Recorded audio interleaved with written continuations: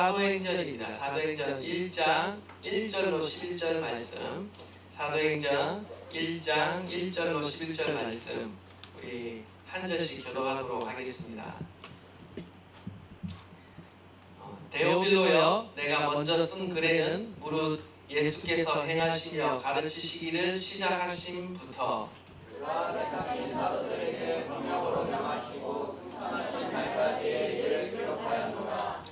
그가 고난받으신 후에 또한 그들에게 확실한 많은 증거로 친히 살아계심을 나타내사 40일 동안 그들에게 보이시며 하나님 나라의 일을 말씀하시니라. 또한 내게 보이사 그들에게 분부하여 이르시되 예루살렘을 떠나지 말고 내게서 들은 바 아버지께서 약속하신 것을 기다리라. 요한은 물로 세례를 베풀었으나 너희는 몇 날이 못되어 성령으로 세례를 받으리라 하셨느니라. 그들이 모였을 때 예수께 여쭈어 이르되 주께서 이스라엘 나라를 회복하심이 이때이니까 하니 이르시되 때와 시기는 아버지께서 자기의 권한에 두셨으니 너희가 알 바 아니요 오직 성령이 너희에게 임하시면 너희가 권능을 받고 예루살렘과 온 유대와 사마리아와 땅까지 이르러 내 증인이 되리라 하시니라. 이 말씀을 마치시고 그들이 보는데 올려져 가시니 구름이 그를 가리어 보이지 않게 하더라. 올라가실 때 제자들이 자세히 하늘을 쳐다보고 있는데 이는 입은 두 사람이 그들 곁에 서서 다 함께 읽겠습니다. 이르되 갈릴리 사람들아 어찌하여 서서 하늘을 쳐다보느냐. 너희 가운데서 하늘로 올려지신 이 예수는 하늘로 가심을 본 그대로 오시리라 하였느니라. 아멘. 예, 이제 복음서를 마무리하고 이번 주부터 이제 사도행전을 우리가 통독하게 됩니다. 사복음서를 여러분이 다 읽으신 분들은 아시겠지만 마가복음에 의하면 부활하신 예수님께서 제자들을 향해 너희는 온 천하에 다니며 만민에게 복음을 전파하라. 일명 마지막 때 지상 명령을 내리시고 난 이후에 승천하시는 것을 보게 됩니다. 그러면 이제 우리가 질문할 수 있습니다. 예수님이 승천하신 이후에 제자들은 과연 어떻게 살았을까? 우리가 질문해 볼 수 있는데요. 감사하게도 사도행전은 그 이후의 역사를 우리 가운데 보여주고 있다라는 것이죠. 사도행전의 저자는 누구인가? 누굽니까? 바로 누가입니다. 누가가 두 권의 책을 저술했습니다. 우리가 잘 아는 누가복음 그리고 사도행전 이 두 권을 누가가 기록을 했는데요. 사도행전은요 바로 부활하신 예수님의 승천부터 바울이 로마에서 복음을 증거하기까지 약 30년의 초대교회의 역사를 기록하고 있습니다. 누가는 사도 바울의 동역자였습니다. 사도 바울의 2차, 3차 선교여행을 함께 동역한 자였고요. 그리고 로마 여행도 함께 했던 사람이 바로 이 누가였습니다. 그러니까 무엇보다도 어떤 사도 바울의 그 선교 여행을 자세하게 잘 기록할 수 있는 사람이 바로 누가였다라는 거죠. 1절과 2절 말씀을 보시면 데오빌로여, 내가 먼저 쓴 글에는 이라고 이렇게 시작하고 있는데 사도행전의 수신자가 누구인지를 알 수가 있습니다. 바로 누가복음과 마찬가지로 이방인이 데오빌로를 향하여 이 서신을 썼다라는 것입니다. 데오빌로여, 내가 먼저 쓴 글에는 바로 내가 먼저 쓴 글이라는 것은 누가복음을 가리키고 있죠. 누가복음 1장 1절로 4절 말씀을 또 보시면 이 누가복음과 사도행전의 수신자가 동일한 것을 보게 됩니다. 3절에 보니까 나도 데오빌로 각하에게 차례대로 써보내는 것이 좋은 줄 알았노니 라고 하면서 누가복음을 써보내면서 데오빌로 각하에게 이 누가복음을 썼다라는 걸 알 수 있고요. 사도행전도 동시에 이 데오빌로 각하에게 이방인 그리스도인에게 쓰고 있다라는 것을 보게 됩니다. 지금 누가는요 이미 예수님을 알고 있고 믿고 있는 바를 더 확실하게 알게 하려고 그리고 믿게 하려고 더 확실히 믿게 하려고 이 누가복음을 기록하였고요. 지금 누가는요 누가복음을 통해서 예수님의 탄생부터 예수님의 공생애 그리고 마지막 십자가의 고난과 죽음 그리고 부활을 거쳐 예수님이 승천하시기까지를 기록을 하였습니다. 그리고 이제 사도행전을 통해서는요 어떻게 합니까? 바로 예수님이 승천하시고 난 이후의 역사를 계속 이어서 기록하고 있다라는 것이죠. 어떤 역사를 계속 기록하고 있습니까? 바로 예수님의 역사를 계속 기록하고 있는 것입니다. 우리가 흔히 사도행전이라고 그러면 사도들의 행전이다라고 해서 마치 이 책의 주인공들이 마치 사도들인 것처럼 우리가 착각할 수 있습니다. 사도들이 행하는 역사를 기록했다라고 우리가 쉽게 기억할 수 있는데요. 근데 여러분이 주의 깊게 사도행전을 읽어보시면 아시겠지만 사도행전의 역사를 이끌어가는 주체가 사도들이 아니라는 것을 보게 됩니다. 바로 예수님이 여전히 살아계셔서 그들을 이끌고 계신다. 사도행전은요 다른 말로 말하면 예수님의 행전이자 성령의 행전인 것입니다.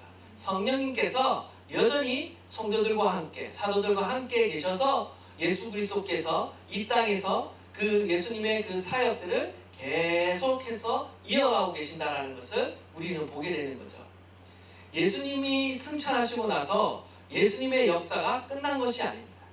성령을 통해 성령의 권능을 통해 그리고 예수님의 제자들을 통해 그리고 예수님의 제자 공동체인 교회를 통해 계속해서 복음의 역사는 이어지고 있다. 하나님의 나라의 역사는 지금까지 이어지고 있다라는 것을 우리가 알아야 합니다. 누가는 누가복음을 통해서요 예수님은 유대인들뿐만 아니라 모든 이방인들 그리고 모든 계층 모든 세상 모든 민족들의 구원자이심을 보여주고 있습니다. 그렇게 함으로써 로마 제국 내에서 살고 있는 예수님을 믿고 있는 모든 이방인 그리스도인들의 그 믿음을 굳게 하려는 목적을 갖고 있고요. 나아가 동시에 아직도 믿지 않고 있는 이방인들에게 예수님을 믿게 하려고 누가복음을 썼다라는 거죠. 사도행전도 이와 동일한 목적이 연장선에 있습니다. 예수님이 승천하신 이후에 약 30년간에 걸친 초대교회의 그 역사를 보여줌으로 인해서 누가는 유대인이나 이방인 모두를 포함하는 예수님의 그 보편적인 구원의 복음을 우리 가운데 선포하고 있는 것입니다. 나아가 예루살렘으로부터 시작해서 유대와 사마리아 땅끝까지 어떻게 온 세상으로 하나님의 복음이 그리스도의 복음이 전파되는가 보여주고 있고요. 어떻게 전 세계에 교회가 세워졌는가를 보여주고 있는 것이죠. 그 과정을 보여주고 있습니다. 나아가서 사도들이 설교했던 그 설교를 통해서 예수님의 죽음과 부활의 의미가 무엇인지 복음을 더 우리 가운데 구체적으로 알려주고 그 복음을 믿으라는 그 메시지를 우리 가운데 던지고 있는 것입니다. 또한 사도 바울의 긴 재판 과정이 후반부에 보면 이제 등장을 하는데요. 그러한 재판 과정을 통해서 로마 판결의 어떤 사례를 들어 기독교가 로마 정부의 해로운 종교가 아님을 또한 변증하는 역할이 또한 이 사도행전이 하고 있다라는 것입니다. 이제 본문으로 들어가서 오늘 본문을 통해서 예수님께서 승천하시면서 제자들에게 사명을 주시고 계시는데 이 사명은 과거 제자들에게만 주는 사명이 아니라 오늘날 예수 그리스도를 믿고 있는 저와 여러분을 향한 교회를 향한 그리고 성도들을 향한 사명이다라는 사실을 우리가 분명하게 기억하시면서 오늘 말씀을 듣기를 소망합니다. 먼저 첫 번째 예수님께서 제자들에게 주신 사명은요, 성령을 받기까지 기다려라, 성령을 받으라 라는 명령을 내리셨습니다. 우리 4절과 5절 말씀 우리 한번 다시 다 함께 한번 봉독하겠습니다. 시작. 사도와 함께 모이사 그들에게 분명하여 이르시되 예루살렘을 떠나지 말고 내게서 들은 바 아버지께서 약속하신 것을 기다리라. 요한은 물로 세례를 베풀었으나 너희는 몇 날이 못되어 성령으로 세례를 받으리라 하셨느니라. 아멘. 오늘 본문을 보면 예수님께서 승천하시기 전에 지금 사도들을 향해 예루살렘을 떠나지 말라라고 명령하고 있어요. 아버지께서 약속하신 것을 기다리라. 아버지께서 약속하신 것이 뭡니까? 바로 보혜사 성령 하나님이라는 거죠. 약속을 기다리면 성령의 세례를 받을 것이다 라고 지금 말씀하고 있는데요. 왜 성령으로 우리가 세례를 먼저 받아야 하는가라는 거예요. 지금 제자들은요, 부활하신 예수님을 지금 직접 목도하였습니다. 그리고 죽었다가 다시 살아난 그 예수님을 눈으로 볼 뿐만 아니라 그분의 음성을 듣고 손으로 만져보고 심지어는 부활하신 예수님과 40일간이나 지내면서 하나님의 나라에 관한 말씀을 들었어요. 이들의 마음 안에 어떤 생각이 들까요? 어떤 마음이 들었을까요? 굉장히 흥분되지 않았겠습니까? 우리가 부활하신 그 예수님을 직접 본다면, 그리고 40일간 그분의 또 가르침을 받는다면 얼마나 흥분이 될까요? 지금이라도 당장 부활하신 예수 그리스도를 세상에 나가서 막 증거하고 싶은 마음이 들 것입니다. 예수님이 부활하셨다. 예수님이 메시아이시다. 내가 봤다. 내가 만났다. 내가 들었다. 그들이 얼마나 예수님을 증거하고 싶었을까요? 그런데 예수님이 뭐라고 말씀하시냐면요, 아직 나가서는 안 된다. 아직 예루살렘을 떠나서는 안 된다. 아직 사마리아와 땅끝까지 나가서는 안 된다. 그보다 먼저 너희는 성령의 세례를 받아라. 성령의 충만함을 받으라 하고 명령하고 있다는 것입니다. 왜 성령 세례, 성령 충만이 우리가 가운데 필요한가? 이것을 이해하기 위해서는요, 그 당시 성도들이 살아가는 어떤 삶의 형편들을 우리가 잘 살펴볼 필요가 있습니다. 사실 초대교회 성도들은 우리보다도요, 예수님을 믿기가 너무나도 힘든 그러한 상황 가운데 살아가고 있었습니다. 같은 동족이나 유대 종교 지도자들로부터 박해를 받고 있었고요, 실질적인 정말 죽음의 위협을 받고 있었습니다. 또한 함께 살아가는 가족과 이웃들로부터도요, 외면과 핍박을 받았습니다. 예수님을 믿는 그 순간 자신의 가족과 또한 이웃으로부터 왕따를 당할 수 있는 그런 상황 가운데 그들이 살아가고 있어요. 경제적으로도요, 대다수가 가난한 사람이었습니다. 경제적으로도요, 먹고 살기가 힘든 사람들이 대부분이었어요. 요즘도 어떻습니까? 제3세계 선교를 하면요, 우리가 선교하신 분들은 아시겠지만 예수를 믿는다라는 것은요, 어떤 의미에서 어떤 나라에서는요, 직장을 잃어버리는 것을 의미합니다. 심지어 제가 예전에 그 터키를 선교한 적이 있었는데, 터키 단기 선교를 가니까 터키의 어떤 신분증, 주민등록증에는 종교란이 있어요. 심지어 종교란이 있어서 대부분이 이슬람이겠죠. 기독교나 다른 어떤 종교로 이렇게 개종을 하게 되면 그 신분 안에 그 종교가 적혀져요. 그렇게 되면 그게 딱 찍히면 어떻게 되느냐? 딱 낙인이 찍혀요. 그래서 어떤 데도 취업이 안 되는 그런 상황 가운데 내몰리는 그런 것도 본 적이 있었습니다. 그가 속한 어떤 커뮤니케이션이나 사회나 가족들로부터 집단 따돌림을 받습니다. 그뿐만 아니라 초대교회 당시에는 처음에는 같은 유대인들과 유대교로부터 박해를 받았다면 이후에는 세계 정부인 로마 정부로부터 이제 박해를 받게 됩니다. 여러분이 잘 알고 있는 그 유명한 네로 왕제가 박해를 하는데, 이때는 이 로마 안에서만 박해를 했습니다. 그러나 이후에 등장하는 도미티안 황제 때는요, 전 로마 제국 전체에 대대적으로 기독교인을 박해하기 시작했습니다. 여러분, 이 모든 것을 견디게 하고 믿음을 지키게 할 뿐만 아니라 심지어 예수가 메시아이신 것을 계속해서 담대하게 땅끝까지 증거할 수 있는 그 원동력은 무엇이었는가? 바로 성령 충만한 임재였다는 거예요. 성령의 충만한 임재가 그들과 함께 하시고 그들 가운데 권능을 주셨기 때문에 그 모든 것을 초대교회는 감당할 수 있었다라는 것입니다. 성령께서 핍박받는 교회와 성도들과 함께 하셨고 그들을 변호하시고 위로하시고 힘주시고 능력을 주셨기 때문에 끝까지 믿음을 지키며 담대하게 그리스도의 증인으로 살아갈 수 있었다라는 거죠. 주님은 말씀하십니다. 예루살렘을 떠나지 말라. 성령님을 기다려라. 여러분, 예루살렘이 어떤 곳입니까? 제자들에게 있어서는요, 예루살렘은 굉장히 무섭고 두려운 장소입니다. 자신의 스승인 예수님이 십자가형으로 사형을 당하신 장소고, 지금도 제자들을 잡아 죽이려고 혈안이 되어 있는 장소가 바로 예루살렘입니다. 자신들의 목숨을 노리고 있는 유대 종교 지도자들이 우글거리는 소굴이 바로 예루살렘이에요. 사실 제자들은요, 다 갈릴리로 다 도망한 전력이 있습니다. 그런데 주님은 바로 그 고난의 현장, 실패의 현장을 떠나지 말라라고 지금 말씀하고 있는 것입니다. 오히려 그곳에서 성령을 기다리라고 말씀하고 있다는 거죠. 우리를 거절하고 핍박하는 현장, 세상의 거친 삶의 현장을 도망가지 말고 그 속에서 성령의 충만을 입어 부활의 주님을 담대히 증거하라고 우리에게 말씀하고 있는 것입니다. 이것이 바로 하나님이 저와 여러분을 통해 하시고자 하는 일이라는 거죠. 하나님은 저와 여러분을 성령 충만하게 하시기를 원하고 계십니다. 오늘도 우리가 구해야 될 것은요, 성령 충만이에요. 성령 세례를 여러분 구하셔야 됩니다. 주님은 아버지의 약속하신 것을 기다리라고 말씀하시는데 요한복음에서는 이를 보혜사라고 말씀하셨어요. 우리가 금요일날 이 말씀을 살펴봤죠.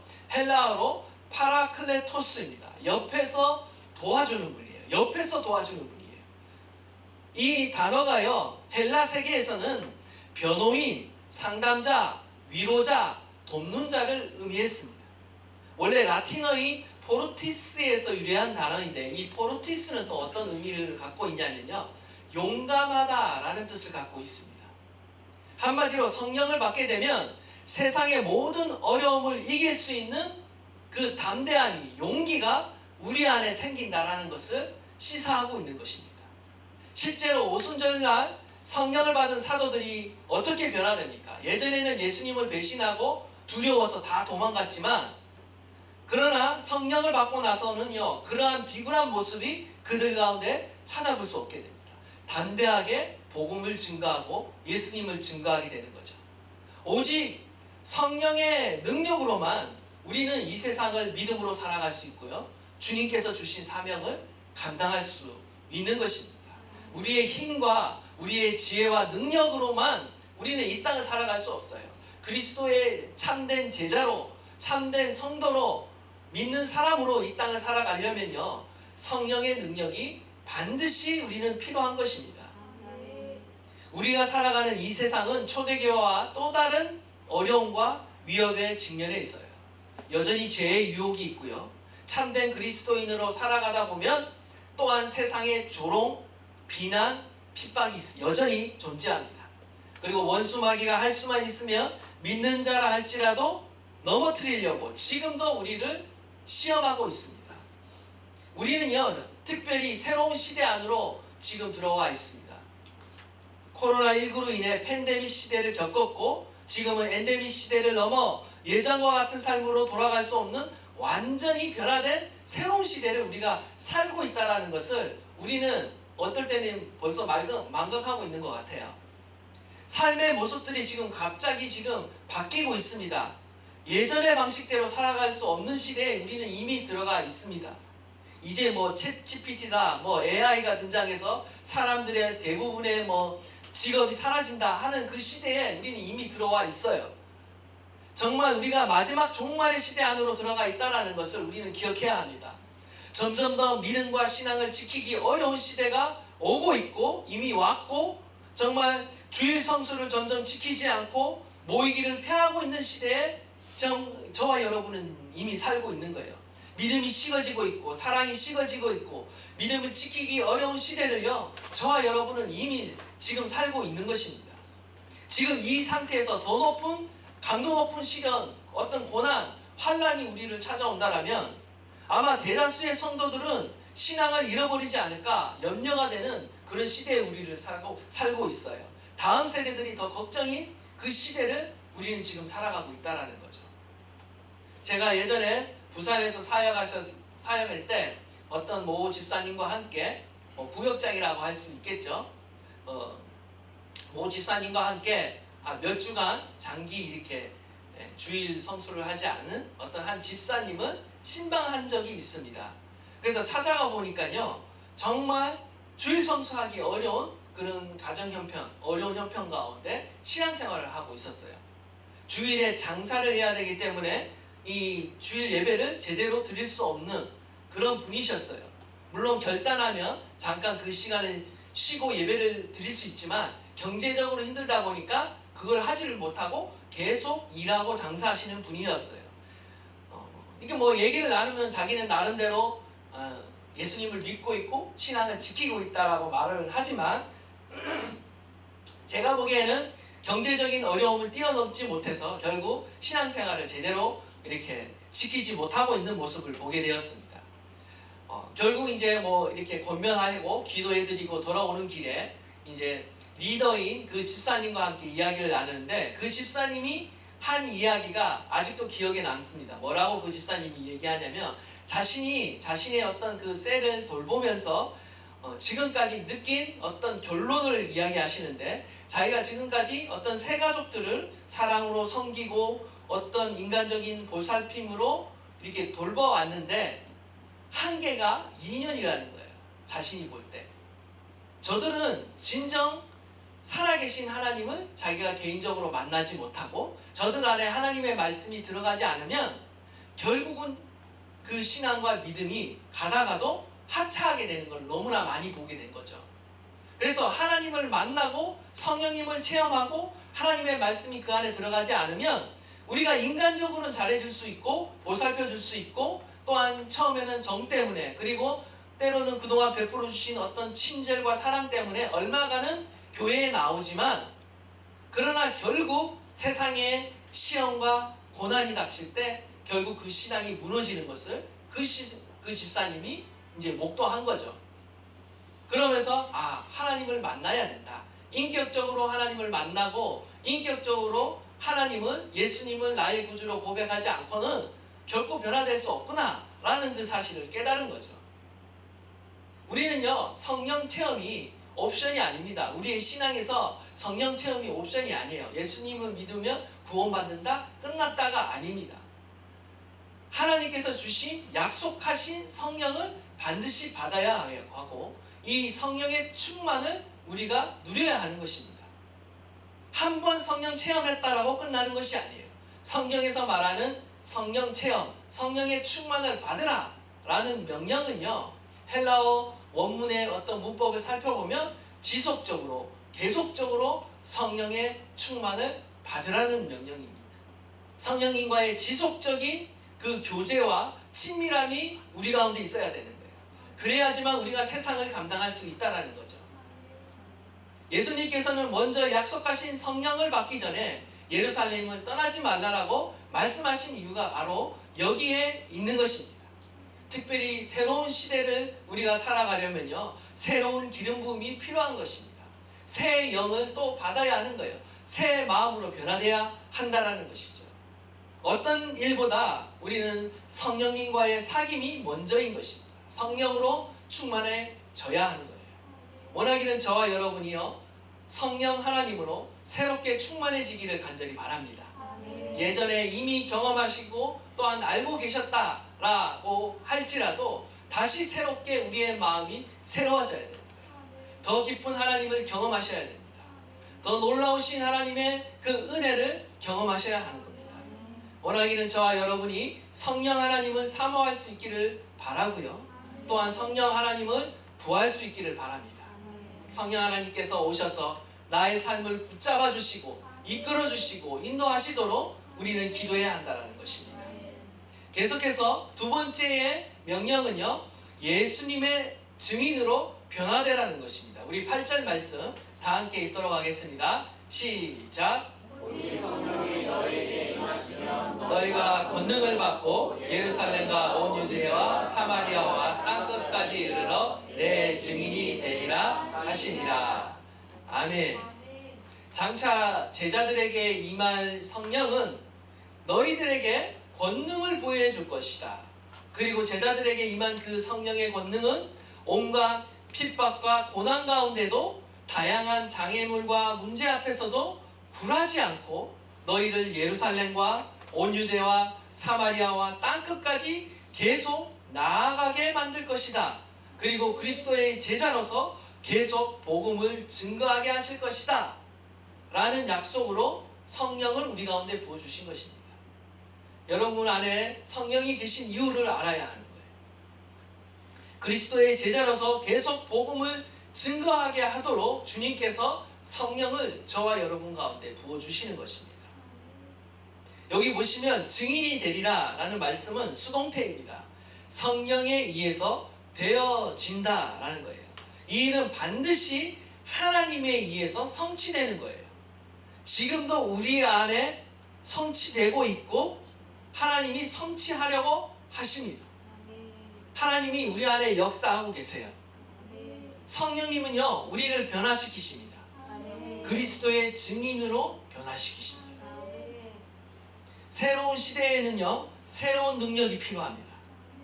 그래서 새 영을 하나님께서 우리 가운데 부어주시는 거예요. 인생의 모든 문제는요, 능력의 문제입니다. 무슨 말이냐? 8절을 보면 오직 성령이 너에게 임하면 무엇을 받는다? 권능을 받는다 라고 말하고 있어요. 권능을 받는다 라고 말했어요. 이 권능이 헬라어로 두나미스입니다. 여기에서 다이나마이트라는 단어가 나왔어요. 굉장한 파워라는 거죠. 주님이 우리에게 능력을 주시기를 원하시는데 그 능력은 이 세상을 믿음으로 살아갈 수 있으며 승리할 수 있는 능력이에요. 그 모든 능력을 성령님 안에 있고 성령님께서 우리 가운데 주시고자 하는 거예요. 인생의 모든 문제는요, 능력의 문제입니다. 문제가 문제가 아니라 능력이 있느냐 없느냐의 문제예요. 예를 들어 세상에 수많은 질병이 있죠. 우리 19 바이러스도 어쩌습니까? 수많은 변종이 있습니다. 앞으로 더 많은 바이러스가 생길 거예요. 더 많은 변종이 생길 거예요. 중요한 것은 질병이 문제가 아니라 그 바이러스를 이길 능력이 내 안에 있는가가 중요한 것입니다. 우리 안에 그것을 이길 능력, 힘이 있다라면 질병은 더 이상 문제가 되지 않습니다. 바이러스는 심각하지만 어떤 사람은요, 그냥 그 질병을, 그 바이러스를 이기는 거예요. 그 안에 면역력, 치유력이 강한 사람은 바이러스가 들어와도 이길 수 있는 것입니다. 이와 마찬가지로 성령의 능력이 우리와 함께 하시면 우리의 인생의 모든 문제가 더 이상 문제가 아닌 게 되는 거예요. 우리가 안에 이길 힘이 생기는 거죠. 이길 마음의 근력이 생기는 거예요. 믿음의 근력이 생기는 거예요. 그렇기 때문에 이길 수 있다라는 거죠. 인간관계 안에 갈등의 문제도 마찬가지입니다. 갈등이라는 것은요, 굉장히 고통스러운 일이에요. 누구나 크고 작은 갈등을 겪습니다. 아마 주님 앞에 서는 그날까지 우리는 갈등을 겪을 텐데, 우리가 우리 안에 그 갈등을 해결할 수 있는 능력, 화해의 능력, 용서의 능력이 있다면 갈등은 더 이상 우리 가운데 문제가 되지 않아요. 오히려 축복의 기회가 될 수가 있어요. 더욱 성장함으로 하나님의 은혜와 사랑을 경험할 수 있는 기회가 되는 것이죠. 문제는 우리 안에 그 갈등을 해소할, 이길 능력이 없다라는 거예요. 화해할 능력이 없고 용서할 능력이 없다라는 거죠. 주님은 우리 안에 하나님의 사랑을 부어주시고 우리 안에 또한 용서할 힘과 능력을 부어주시는 줄 믿습니다. 그것으로 우리는 갈등을 극복하는 거죠. 인생의 실패도 마찬가지예요. 실패는 힘들지만 그것을 통해 지혜를 배우고 다시 일어날 능력이 있다면 오히려 성공의 기회가 됩니다. 우리의 삶 가운데 많은 문제가 있을 수 있지만 그 문제를 버티고 헤쳐나갈 힘이 없기 때문에 그래서 문제인 것입니다. 그러나 우리가 그 문제를 닥쳤을 때 우리가 그것을 감당할 능력이 있다면 우리는 오히려 실패를 통해서 더욱 성장하게 될 것이고 그 시련은 오히려 축복의 통로가 되어지는 것입니다. 그렇습니다. 예수님께서 약속하신 이 성령의 권능은요, 우리를 살리는 능력이요, 우리를 치유하는 능력이요, 우리를 회복하는 능력인 것입니다. 특별히 우리가 어떠한 시대 안으로 들어가더라도, 어떠한 상황 안에 들어가더라도, 어떠한 환경 안으로 들어가더라도 우리를 변화시키고 적응하게 하고 이기게 하는 능력이 바로 성령의 능력이라는 것입니다. 세상은 능력 대결의 현장이에요. 그 능력 대결은 우리 인간의 힘과 지혜로 감당할 수 없습니다. 이 싸움은 혈과 육의 싸움이 아니라 성경에 의하면 정사와 권세와 이 어둠의 세상 주과자들과 하늘에 있는 악한 영들에 대한 싸움이다라고 말씀하고 있는 것입니다. 마귀의 능력은 우리를 속이고 약탈하고 영육간에 병들게 만드는 능력이에요. 죄로 말미암아 우리를 중독에 빠뜨리는 능력이에요. 우리의 삶을 파괴하게 만드는 능력이에요. 인간의 모든 잠재력을 말살시키고 더럽게 만드는 것이 마귀의 능력인 것입니다. 그러나 이 세상의 이 죄를 이기고 마귀의 시험을 이기는 능력은 오직 성령의 능력밖에 없는 것입니다. 우리가 성령의 능력으로 무장되어야 됩니다. 그래야 세상을 이길 수 있는 것입니다. 성령의 권능이 우리 가운데 부어질 때 어떤 변화가 일어납니까? 바로 새 창조의 역사가 일어나는 거예요. 변화의 역사가 일어나는 것입니다. 첫 번째는 성령님이 우리 안에서 우리의 속사람을 변화시키십니다. 성령님께서 우리 안에 충만하게 임할 때 우리는 우리의 속사람이 변화된다는 것을 아셔야 됩니다. 에베소서 3장 16절 그의 영광의 풍성함을 따라 그의 성령으로 말미암아 너희 속사람을 능력으로 강건하게 하시며, 성령으로 우리 속사람을 강건하게 만들어 주신다 라고 약속해 주고 계세요. 우리는 우리의 몸만 건강해서는 안 됩니다. 우리의 내면이 건강해야 돼요. 내면 세계가 건강해야 돼요. 그것을 성령님께서 하신다. 우리의 믿음이 흔들리지 않고 견고하도록 어떤 아픔과 시련이라도 다 견딜 수 있는 굳건한 심령을 우리 가운데 주신다는 거예요. 예수 그리스도의 사랑 안에서 흔들리지 않고 뿌리를 내리고 신앙생활을 할 수 있도록 우리를 도와주신다는 것입니다. 두 번째로 성령님은요, 우리 안에서 예수님의 성품을 담게 하십니다. 하나님의 성품을 담게 하셔요. 갈라디아서 5장 22절로 23절 오직 성령의 열매는 사랑과 희락과 화평과 오래 참음과 자비와 양성과 충성과 온유와 절제니 이 같은 것을 금지할 법이 없느니라. 성령님께서는요, 우리의 어떤 자연적인 육적인 인간이 도저히 할 수 없는 그 성품들을 우리의 마음 안에 나타내십니다. 지금 저와 여러분 안에 부족한 성품은 무엇입니까? 사랑이 부족하십니까? 부부 간의 사랑이 부족하고, 자녀 간의 사랑이 부족하고, 부모 자녀 간의 사랑이 부족하고, 성도 간의 사랑이 부족하고, 이웃과의 사랑이 부족한다면 우리는 성령의 충만을 구해야 하는 것입니다. 우리 안에 기쁨이 없으니까 우리는 무엇을 구해야 합니까? 성령께서 주시는 희락을 구해야 하는 것이에요. 우리의 마음에 평화가 없으니까 우리의 삶과 가정과 직장 가운데 평화가 필요하십니까? 바로 성령님께서 주시는 화평을 구하셔야 하는 것입니다. 성령님께서는 우리 안에 오래 참음과 자비와 양성과 충성과 온유와 절제의 성품들을 맺게 하십니다. 이것이 바로 새 창조의 역사예요. 변화의 역사예요. 우리는 이 역사가 필요한 거예요. 우리의 내면이 변화되도록 우리는 성령 하나님을 강구해야 된다는 거죠. 세 번째로 성령님은 모든 위협과 고난을 이기게 하시며 그리스도의 증인이 되게 하십니다.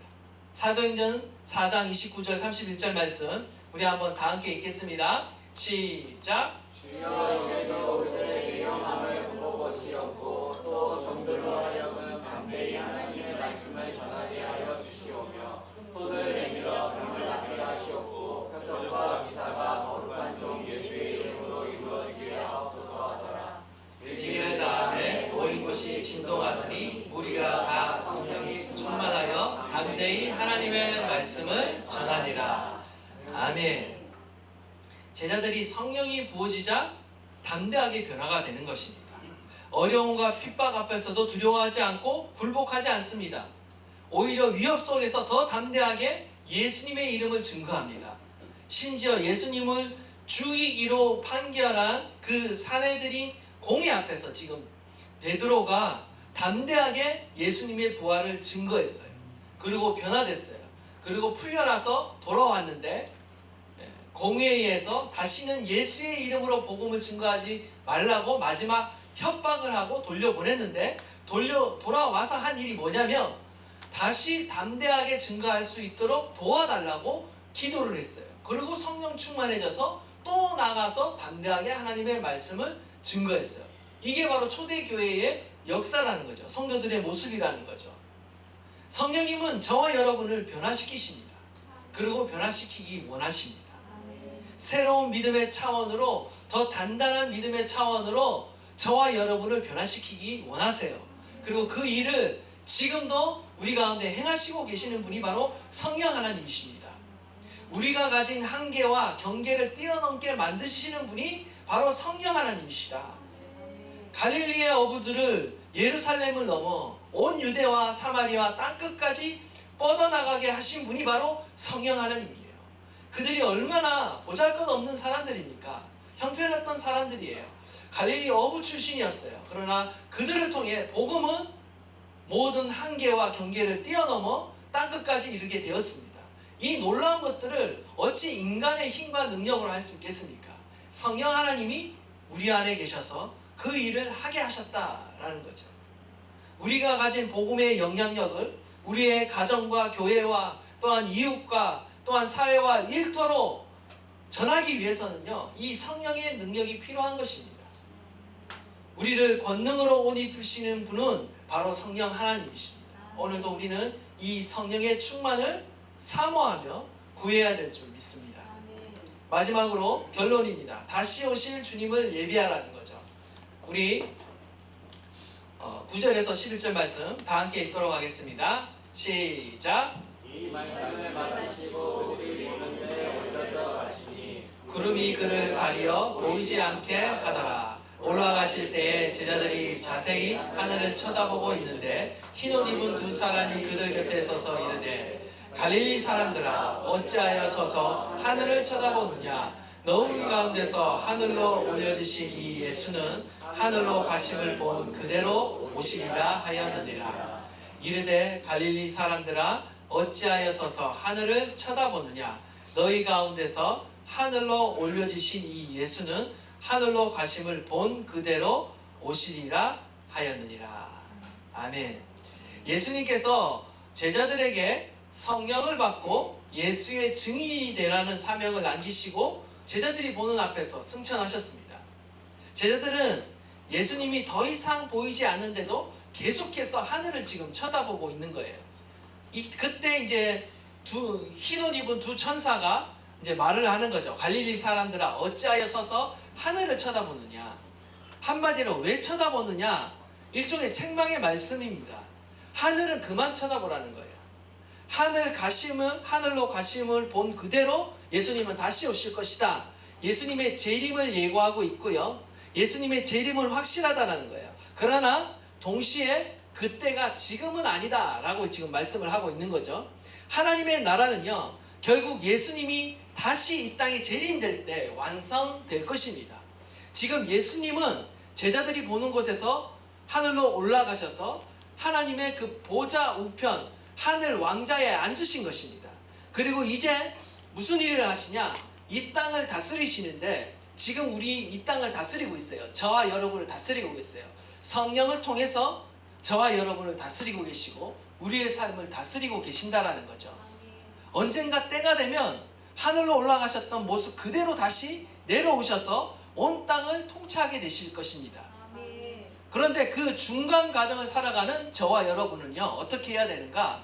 제자들이 이제 해야 될 일은 하늘만 넉넉히 쳐다보는 것이 아니라 성령의 권능을 힘입어 온 세상에 나가 복음을 증거해야 한다는 거예요. 그것이야말로 예수님의 재림을 기다리는 바른 자세, 하나님의 나라를 기다리는 바른 성도의 자세라는 것을 보여주고 있는 것입니다. 지금 제자들은요, 예수님의 부활과 승천을 직접 목도하는 자리에 지금 있습니다. 그런데 놀라운 사실은 6절에 의하면 그들은 여전히 언제 이스라엘이 정치적으로 회복될는지 회복될 때를 묻고 있어요. 정치적인 회복에 관심이 갖고 있다는 거죠. 아직도 이 땅의 관심에서 벗어나지 못하고 있는 모습을 보게 됩니다. 하지만 예수님의 대답은 그들의 기대와 달랐습니다. 그때는 너희가 알 바가 아니다 라고 말씀하시면서 하나님의 나라는 어떤 정치적인 국가의 회복이 아니라 성령을 통해서 인간의 영혼이 회복되는 것이다 라고 지금 말씀하고 있는 것입니다. 이스라엘의 어떤 국가에 제한되지 않고 모든 민족, 땅끝까지 포함하는 나라가 바로 하나님의 나라다라는 것을 말씀하고 있는 거예요. 그들의 어떤 지경을 넓혀주고 있는 것입니다. 그 나라의 증인에게 필요한 것은 어떤 권력이나 세력이 아니라 바로 성령의 권능이 필요하다라고 말씀하고 있는 것입니다. 성령님께서 우리 안에 새 역사를 이루실 때 저와 여러분의 마음은요 확장되게 되어 있습니다. 자신에게로만 향하던 그 이기적인 마음이요 이제는 다른 영혼을 향한 마음으로 향해 뻗어나가게 되어 있고요. 우리 나라, 우리 가정, 우리 도시만을 염려하고 걱정하던 그 마음에서요 우리의 마음은 또한 세계와 열방을 향해 뻗어나가게 되어 있다라는 거죠. 증인 공동체는 하늘만 쳐다보고 있을 수 없습니다. 하늘 왕자에 앉으신 예수님의 명령에 따라서 주님이 다시 오실 때까지 우리는 주님의 오실 길을 준비하고 예비해야 됩니다. 우리는 그냥 넉넉고 하늘로 들려 올라갈 그날을 기다리는 자들이 아니에요. 휴거될 날만을 새알리면서 마치 군대의 말년 병장이 어떻습니까? 군대 제대할 날만 이렇게 새알리죠. 100일 남았다, 며칠 남았다. 우리는 그런 인생을 살아가서는 안 됩니다. 그냥 주님 만날 날만 기다리면서 세어라 내어라 날짜만 세고 있어서는 안 돼요. 주님께서 주신 사명이 있습니다. 이 땅에 저와 여러분이 아직도 남겨진 이유가 있는 거예요. 바로 사명을 위해 남겨진 줄 믿습니다. 저와 여러분이 예수 그리스도의 복음을 가지고 이 땅 가운데 하나님이 주신 사명, 그리스도의 부활을 증거하는 이 사명을 잘 감당하시는 저와 여러분 되시기를 주님의 이름으로 축복합니다.